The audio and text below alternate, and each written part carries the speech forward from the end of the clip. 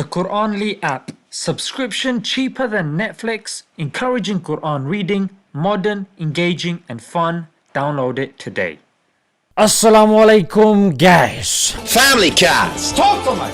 Don't talk to me about second-hand cars. This is not second-hand cars. This is flying cars. I know you prefer the first one because it sounds more realistic, but bear with me, guys, because last week you probably did not hear that a prototype flying car has completed a 35-minute flight in Slovakia. Where's Slovakia, I hear you ask? That's not important yet. It's in Europe.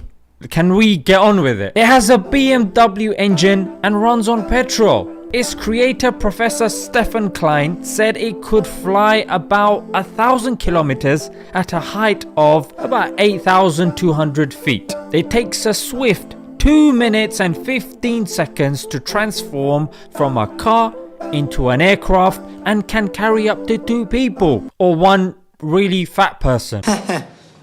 I will choose to ignore that. It's not the best that humankind has to offer, seeing as it can only take off and land vertically. It needs a runway, and there are still questions on safety and public use. But it is definitely a step in the right direction. As human beings, I don't know about you guys, but ever since we were a kid, flying cars have always been synonymously thought of with the future. We've been trying to do it for decades, dreaming, obsessing, and creating. And finally, it seems like we have somewhat arrived. A lot of corporations are now probably gonna be chucking their money into this sort of industry because it does seem like that's the direction that the future is heading towards. But if you look at how decadent society has become, because we've been working on the outside world, perfecting and beautifying, shortening our time, looking at convenience, that we have lost our morals. We have lost the very things that we used to work on in the past and that would improve our character, our manners, our faith, because it would help increase our inside. But because we're so deluded into this whole notion of getting the most comfort, the most enjoyment out of this world, we have somewhat misunderstood why we're here. But when it comes to the flying cars, we didn't hear anybody complain about the suffering it took. The hours, the years, the amount of injuries that these people had to go through in order to get this to us. You didn't hear complaints that, oh, there's so many ways that this could be done. You know what? It's too confusing.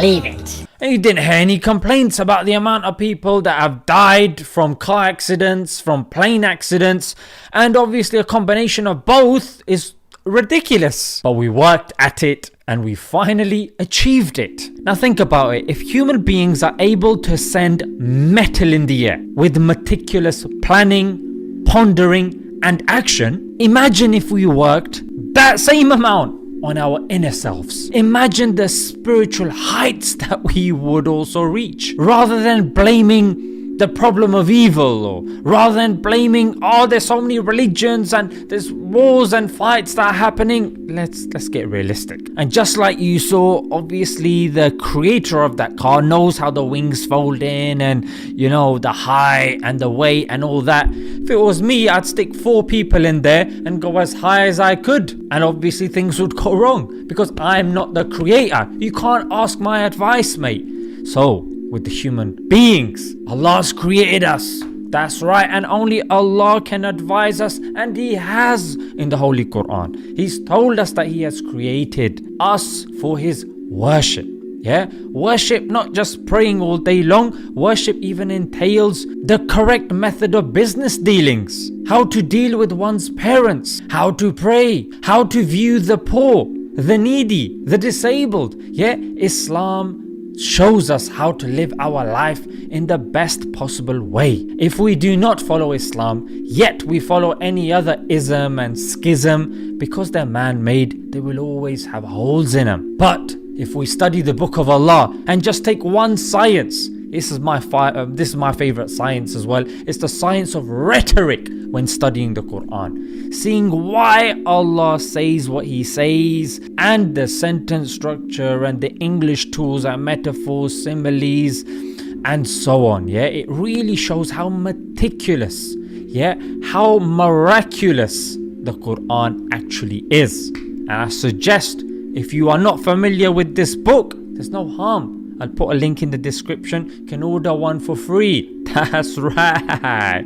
Yeah, order one for free. Just pay for shipping and all that sort of stuff, and it will come to you for free. If you have it in your home, read it. Yeah, read it, but read it with rhetoric in mind. Otherwise, you're just going to say, oh, Allah said this. Why is this 3-4 lines? Or maybe it is.